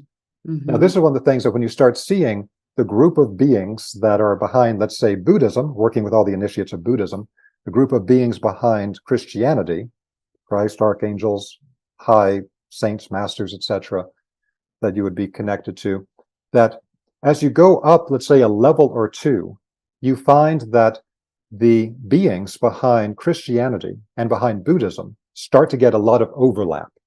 There's a tremendous amount of overlap between the beings behind Buddhism and Christianity, which have to do with teachings of compassion and love and non-revenge, non-anger, things like this, things that have to do with developing beyond the animal reactive stage. Well, then we got to say that Taylor Swift is probably not one of those people. She talks about vigilante shit and revenge and reputation. Yeah, not Taylor Swift. Got it. Well, one thing I always want to make sure to do is to leave the space of grace open for people but whenever, whenever a celebrity, like we have a kind of thing where we like to build up celebrities and then we tear them down. And I think, that's probably not a healthy way to do it. So my whole thing is that even when celebrities are doing crazy things that are not the great role model for other people, because they're just people going through their lives too, that in a karmic pathway, that could transform to something completely different. Yeah, that's true. And so you always just want to hold in your heart for somebody like, well, that anger is a natural human stage. Revenge is a natural stage of the path. And so we see the stage that's being passed through right now, and you're making it visible. But I really hope you get to the next stage, because you'll be a lot more comfortable when you get there. Oh yeah, Is the exactly. way I try to look at it. That's a nice way. That's a nice way to put some frosting on the top of that, and be very positive. I like that. Yeah. We always have to have compassion when people are acting out publicly, and it just shows that they're in a particular stage of an alchemical path. Got it. And the later stages are on the way, and I really hope that you get to them sooner rather than later, for your relieving your own suffering. Because that's like one of the great gifts of the Buddhist thing, is that when somebody hurts you, somebody does something terrible to you, somebody's not a good person and has really harmed you, the first thing you look at is how they're suffering, how they're acting out from their suffering, whether they may not even know they're suffering, but it's really a reaction to it. Yeah. And that's the way the Buddhists get past anger. It's a beautiful system. And it's the exact same thing in Christianity, because this is related to what was the Christian initiation esoteric system before the Rosicrucians. Because before we had Rosicrucianism going public around the 1600s, you had before that the Holy Grail tradition in Christianity that began around the 9th century. And the text for that was the epic poem Parsifal. And in there, the Grail lesson, the Grail question that Parsifal has to learn is to ask, brother or sister, what ails thee? And so, brother or sister, what ails thee is the exact same thing as in Buddhism, in asking, how does the person suffer, to get past anger and to understand the person and see how you can help the person. And so that just shows you, again, an overlap of these traditions. Now, the point I want to make here then is that I consider myself to be an aspirant toward the Rosicrucian tradition. I always think of this beautiful response that Bono from U2 gave in an interview many years ago, like in the 80s, when he was being interviewed about being a Christian. And, he was talking a lot about that at the time. And somebody says, do you consider yourself a Christian? And Bono's response was, I would hesitate to give myself that high a compliment. And that's the way I feel about Rosicrucianism. Someone says, are you a Rosicrucian? I would hesitate to give myself that high a compliment. I aspire to it. I do my best with that. I try to share what I understand and have experienced with that with other people. But again, we have to be very careful of ego inflation. People start saying, I am the representative of this tradition and blah, blah, blah, blah. Because ultimately, it's an ongoing process, I would imagine. There's actually not really, there's not an end to it. So to say you've arrived somewhere is completing it, and there's really no completion. It's like, it's a life practice it's a life practice. It really is. And you can always fall back from a state as well. Sure. In a free will universe, just because you've attained something doesn't mean you're going to hold on to it. Now, this is you can have your own entropy there. That's right. That's why there's a very important concept here that I'd like to talk about.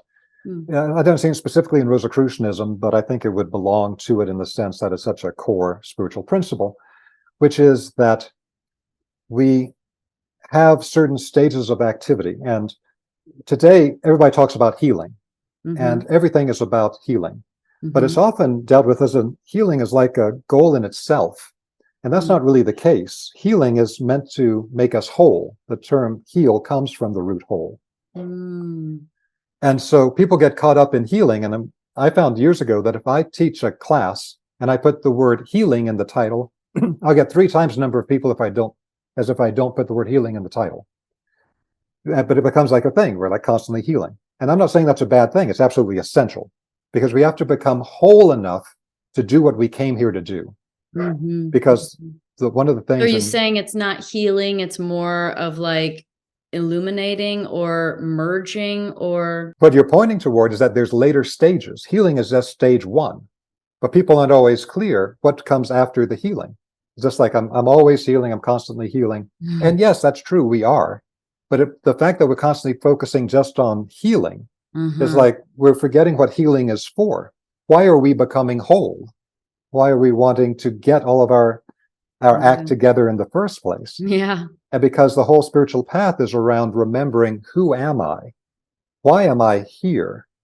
And what did I choose to do in this incarnation? Because life is a limited time opportunity, an extremely limited time opportunity for us to achieve certain things in our spiritual development. Yeah. And so we have to keep our eyes on the prize. So after we get enough healing, we have to make sure that we don't just keep focusing, I'm going to do more healing and more healing and more healing. Yes, keep doing more healing, keep finding new and better ways to heal, but start focusing the majority of your attention on what that's for. And so the next stage above that is activation. You need to activate your consciousness. You need to activate your heart forces. You need to activate your will. You need to activate your perception of who am I? Why am I here? What did I incarnate to do? So yes, healing is very, very important, but it's not the end in itself. You want to do that so you can activate. Inside of every person are latent powers, again, what they call siddhas in India, that activate our consciousness, activate our heart forces, activate our will forces, bring online hidden powers and potentials and understandings and skills that we all developed in previous lifetimes that may not be fully back yet in this lifetime, and to activate things so we can generate brand new skills and things we've never had before to integrate into our core structure. But that's not the end in itself either, because many people will be able to get activations, particularly when they are assisted by things like, there's a huge revolution in psychotropics now, and I'm doing a lot of work with the psychotropics community, and I'm a supporter of that. But again, we always have to have a balanced perspective on it. And so it's very possible the person will have some type of trip or something, and they'll get activated. But the question is, can you hold it in a way that serves your totality and preserves it going forward? Because it's possible to get all of these activations, but can you integrate it into your core structure so that you then stay at that level of development and then can add more to it? So there has to be stability to it. So that's why above activation is then stabilization. You have to stabilize the states. So one thing that I'm trying to get to understood in the psychotropic community is do some healing work sometimes on core things before you do massive amounts of the psychotropics, because then it's going to go a lot better when you do, if some of that stuff's already dealt with.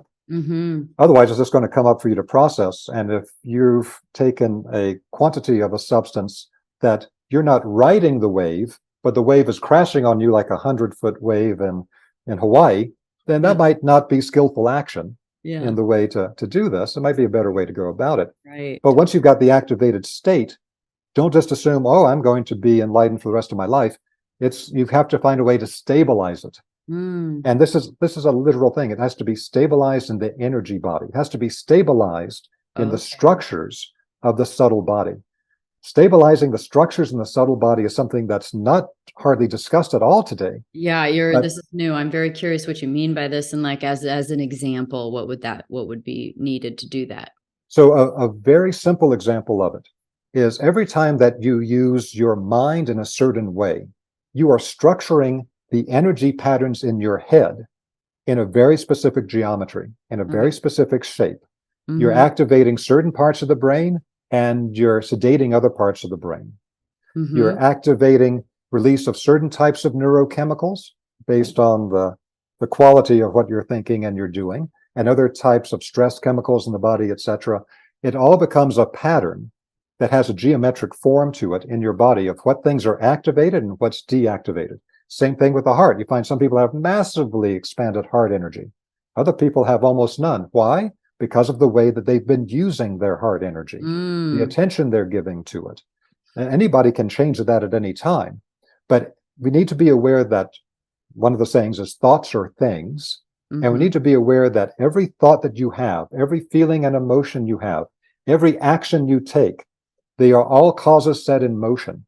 They all have an energetic basis to them. They will all activate certain things in your body of energy.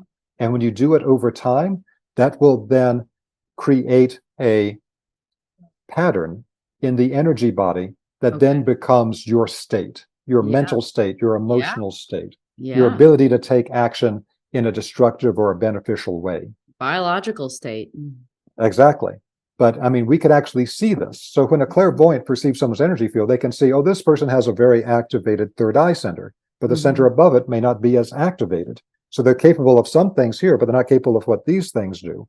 And maybe their heart is suppressed. That may be leading, if you go back to the healing level, you might go back to the fact that now they have heart problems because the way they've been using their emotions is actually destroying the function, biological function of the heart, because it's a cause set in motion and it is creating an energy vibrational broadcast that's actually harming their physical heart, in addition to not having a stable structure to the whole energy body.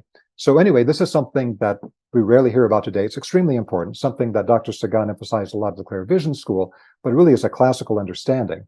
What is the structure of our subtle bodies? And we need to activate it to higher levels so that our mind, our heart, our will centers, the three primary centers of the energy body, are all activated and working together in an optimal way, and that we can stabilize that so that we can hold that. So that, when we use psychotropic substances, things of that kind, it introduces us to a state. And just like in neurolinguistic programming, can we entrain to that state to be able to hold it without having to continue doing the substance every week or something? Now, you may need to do it on a particular basis until the pattern gets set. But again, what we're trying to do is we're trying to integrate this, and we're trying to hold it norm. Try to hold it over a longer period of time. Now, if I can segue into another topic with the time we have, there's another very important thing I want to make people aware of that's not often discussed with Rosicrucianism. And that's to understand that Rosicrucianism is the current manifestation of an ancient tradition, which took other forms in earlier times. Just as we take on different forms in different lifetimes, I may have looked very different and acted quite differently 3,000 years ago in Egypt than I do today. We take different forms based on the culture and on whatever it is that we and humanity as a whole is working to crystallize at this particular time. If the Rosicrucian tradition came on in the early 1600s, what was it before then? Well, before then, it connected to what was called the Holy Grail tradition in Europe. And at that time, people incarnated in the south of France and were part of the Bogomils, Albigensians, the Cathars, all these things that were murdered, all these groups, Holy Grail groups that were murdered by the Pope's armies, and were part of this whole Mary lineage in the south of France that we often hear about today.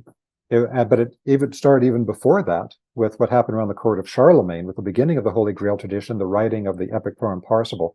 It was a way to crystallize the new form of spiritual initiation for the forms that people could understand in their current culture, and with an understanding of the initiation trials they have to get through right now. Because we may have gone through different initiation trials in back at the time of ancient Egypt or things of that kind. You're struggling with something else. It's a different point in history, so you might need something else as a way to deal with life. And yes, it's essentially a consecutive series of stages in an alchemical process. So as we keep moving through this alchemical process, for a lot of people, we go back to Egypt. So I meet so many people today who have a resonance with ancient Egypt, who often remember being in ancient Egypt, and have often connections between each other from ancient Egypt. Now, this is the foundation of what we called the Hermetic tradition. And the Hermetic tradition, we should be aware, is something that opens you up to working with every source of knowledge, every tradition. That's what Hermeticism is, that you take spiritual wisdom from every place it comes from.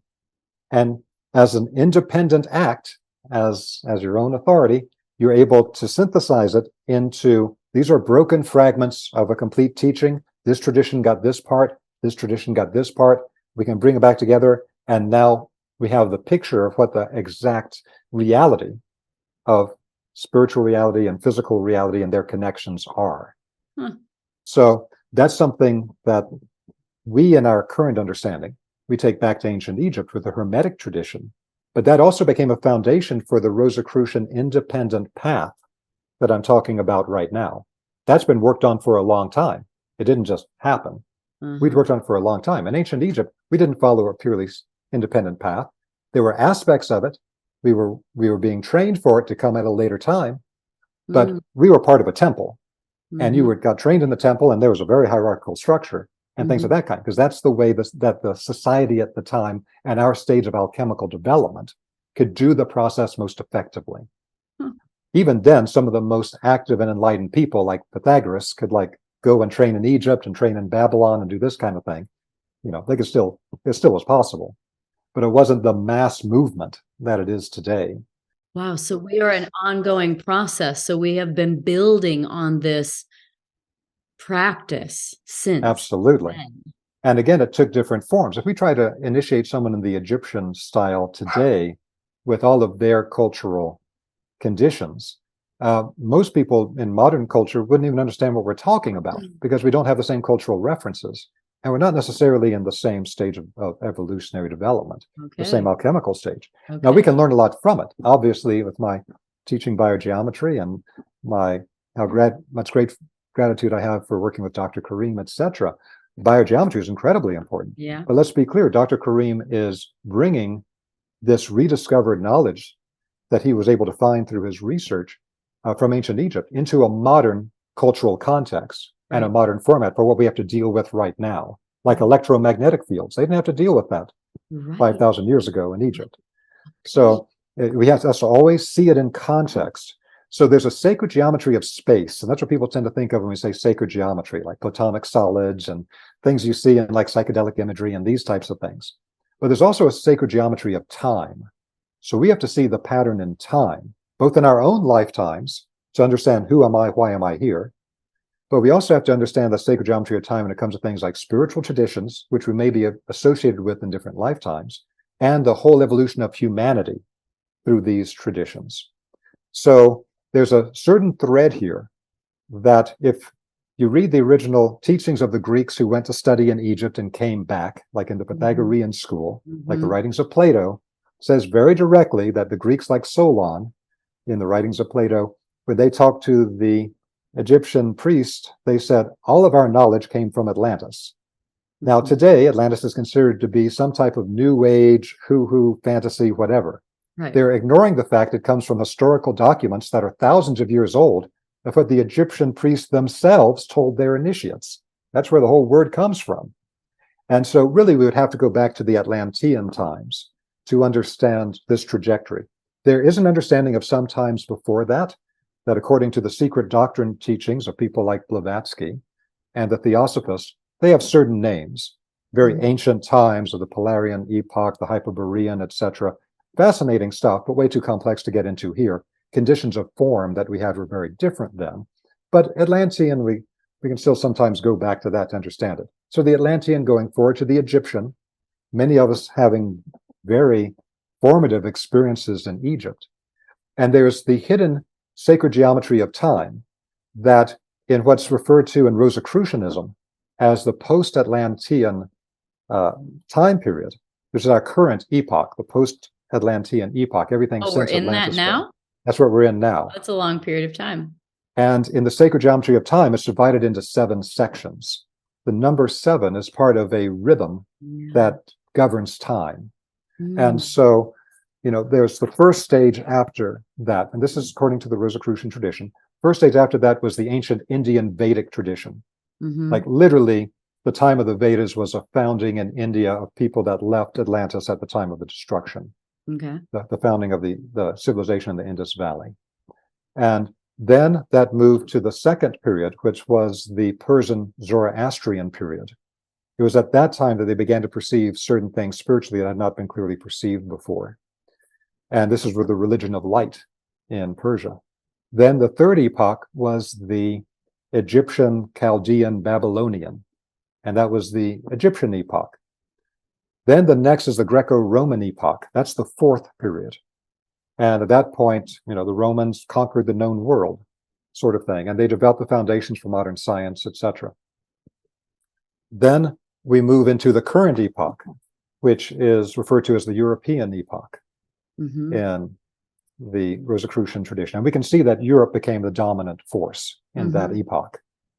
And then the next one is going to be the Eastern European epoch. The Eastern European peoples will bring in new impulses the way that these other people brought in new impulses culturally before. And we're not there yet. We're not in the Eastern European epoch yet. We're not there yet, but it's being formed. If you observe certain things happening in Eastern Europe, it's preparing for when that's going to become a dominant And when force. we did this, when I interviewed you before, you gave the menorah as sort of like a connection of time. So is that exactly that what you're alluding to with this Rosicrucian teaching of time?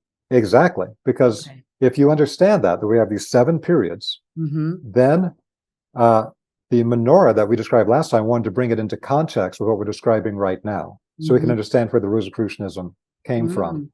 It came through the evolution of these traditions. But we also have the aspect of it that the menorah is the original form, like what you see in the Arch of Titus in Rome, where they stole the menorah from the Temple of Solomon around 70 AD with the Jewish revolt and the Romans putting it down. That, the menorah they had in the Temple of Solomon, it had a straight line coming down, support staff at the 4th place, where you put the 4th candle. That's a Greco-Roman epoch when you see it in sacred geometric structure. The 3rd and the 5th are connected in an arc. The 2nd and the 6th, and the 1st and the 7th. So the 3rd epoch is the Egyptian epoch. The 5th epoch is our current European. So the reason why many of us that had that incarnation at that time are so focused on ancient Egypt, and I believe also another hidden reason why Dr. Karim is doing this unbelievable work, releasing what had never been made public before about some of the inner knowledge of the ancient Egyptian temples within biogeometry work, has to do with the fact that we are working with those impulses from the old Egyptian time in a way that is mirror imaged. It's reversed. That 4th place is like a mirror, and all the earlier periods get reversed or mirror imaged in going the opposite direction that we went through before. And so there's a lot of things now that we're working with what we developed in the Egyptian epoch, and we're now transforming it, the essence of that, those powers, those abilities, that essence, into something that's at a higher level at this current stage. Okay. So this then brings together a type of movement in the traditions I just talked about, but also many people find in their incarnations that they'll find there's this Atlantean to Egypt to then, for quite a few people, that then led into working with the Essenes in the Jewish tradition when the Jews left Egypt, because Moses was an initiate of the Egyptian temple, and there's a direct evolution of that knowledge into the Jewish Kabbalah. Much of it came from the Egyptian temple, then it changed form for a different culture. And so there's some incredible stuff that happened in the Essenes. That's another discussion.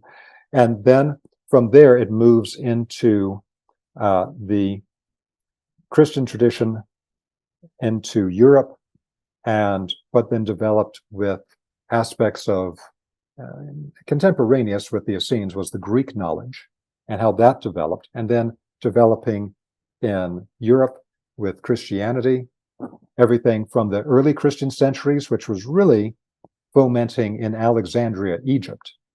And that's where the early Christian writings that are the most advanced, like those coming from Origen in Alexandria, Egypt in the 3rd century, books like On First Principles. They're mind-blowing books. Most Christians don't even know anything about these books, but it's the real metaphysical basis of the whole thing. And then it came into Europe, became the Holy Grail tradition, became the Rosicrucian tradition.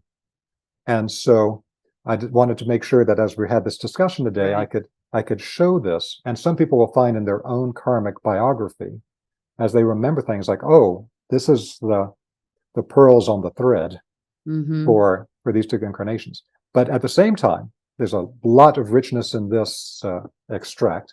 But there's also an aspect that doesn't mean that there weren't also incarnations in other parts of the world. So many people that have an innate resonance with the Rosicrucian tradition will have memories of incarnations in Eastern traditions, in India, China, many other cultures, because there's a tremendous amount of knowledge there. And that shows that they're a part of the Hermetic tradition. They're a part of being able to access spiritual knowledge from all sources. And because in the deeper hidden aspects of the Rosicrucian tradition, this is related to the direct impulse coming from Archangel Michael. Archangel Michael is known to the Rosicrucians as the regent of the cosmic intelligence, and also known as the cosmopolitan spirit. What that means is that he sounds cool.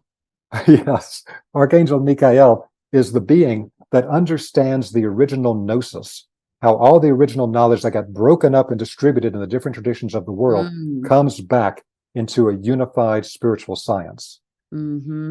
And that's why at the beginning of the current age of Michael, beginning in 1879, in the reign of the 7 archangelic ages, a whole nother sacred geometry of time subject, we are living currently in the age of Michael. That's why Rudolf Steiner, as a very advanced Rosicrucian initiate, began to teach publicly around the year 1900 and released extremely advanced Rosicrucian knowledge that had been kept very secret before, and why we're getting this huge explosion now at the turn of the last century of the release of previously hidden information from so many traditions, because it's the Michaelic impulse to put back together the complete gnosis or the complete modern spiritual science.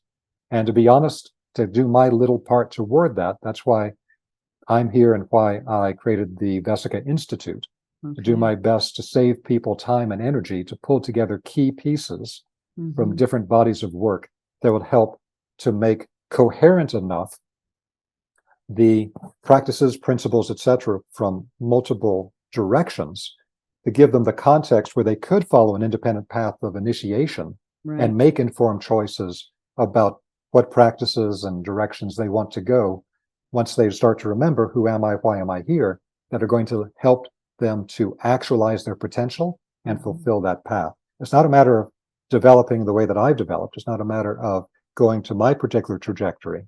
It's a matter of getting the pieces that you need that's going to get you to your place.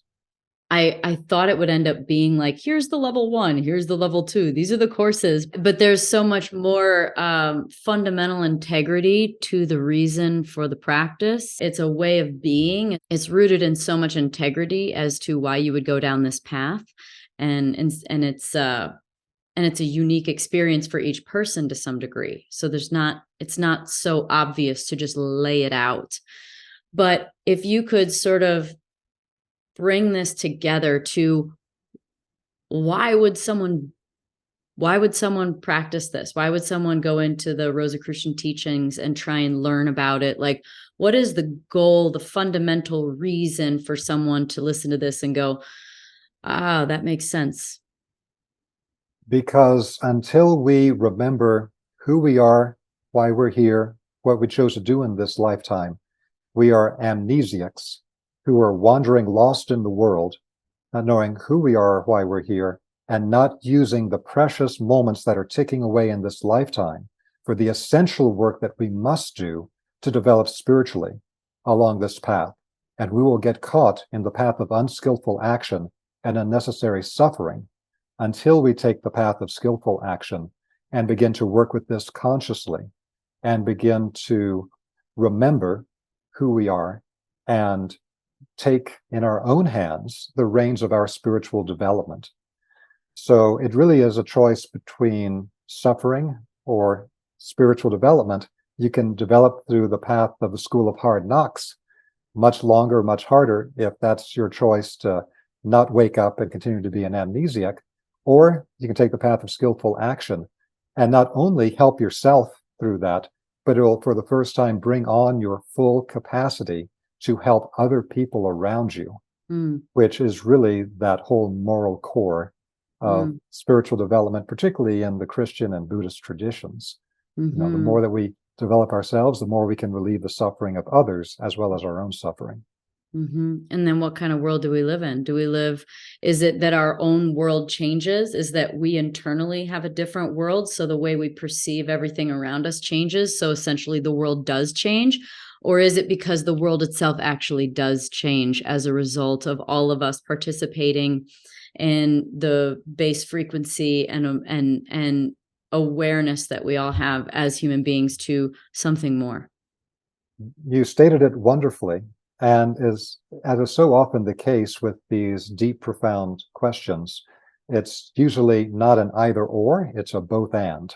And so it will totally transform our own lives and our own experience of our lives to something much more pleasurable, much more exciting, much more rich by following this type of path of development.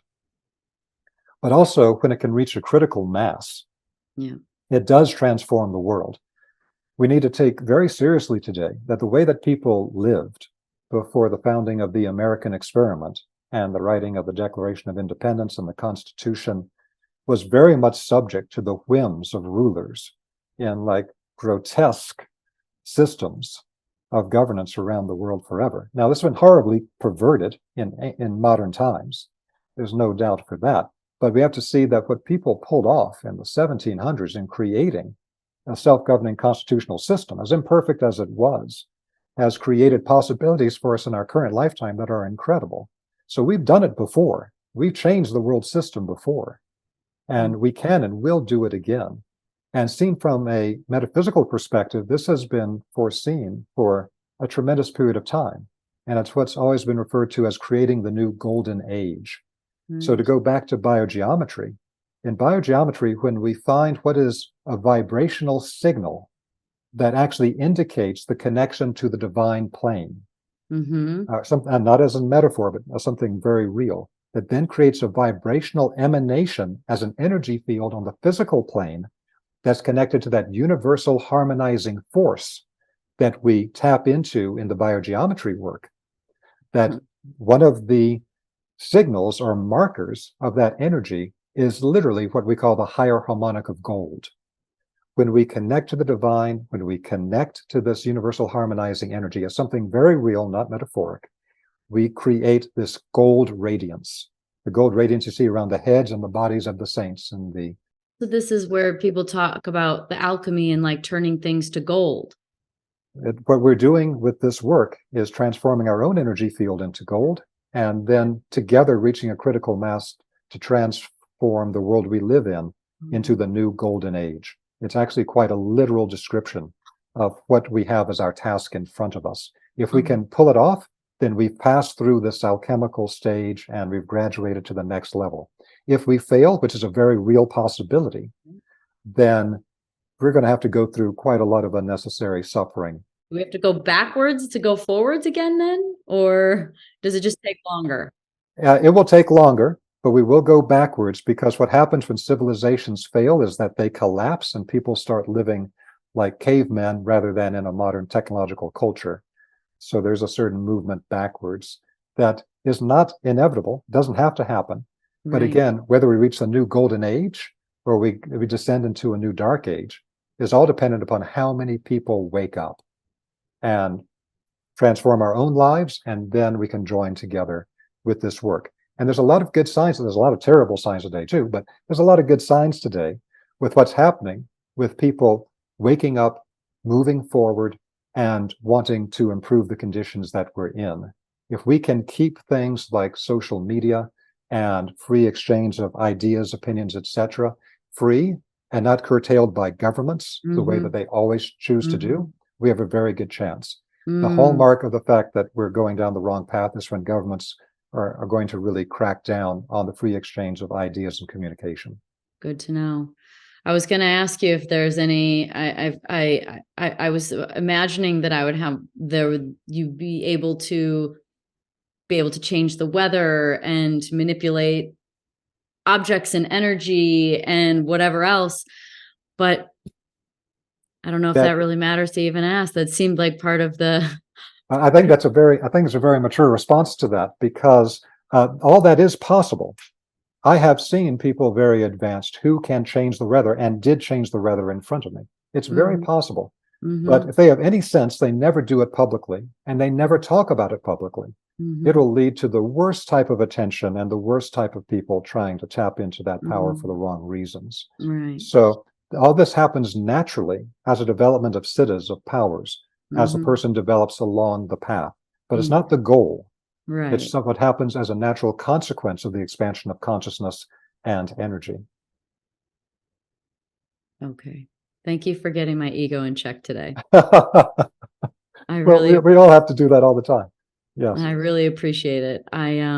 Thank you. I feel like we could do like Danica and Robert, the 20-part series. Yay! For now, we'll just do interviews whenever you say yes. That sounds great. I'd love to. But I loved that very, very deep and wide explanation from like the real roots of Rosicrucian, and also what we talked about biogeometry and stem cells and all the fun stuff. And yes, there's just so much in this for us to chew on and get us ready for the golden age. Absolutely. I so appreciate you having me on the program. I always love talking with you because you have the power of active listening. And that's absolutely vital to be able to pull out the deeper information. I very much appreciate you. Oh, gosh. Well, thank you so much, Robert. You're just a wealth of knowledge, and I'm grateful for your time. Thank you. Great. Thank you so much. Thanks, everybody, for listening to the Pretty Intense podcast today. I hope you enjoyed it. If you like what you heard today and you want to hear more, please click on the subscribe button.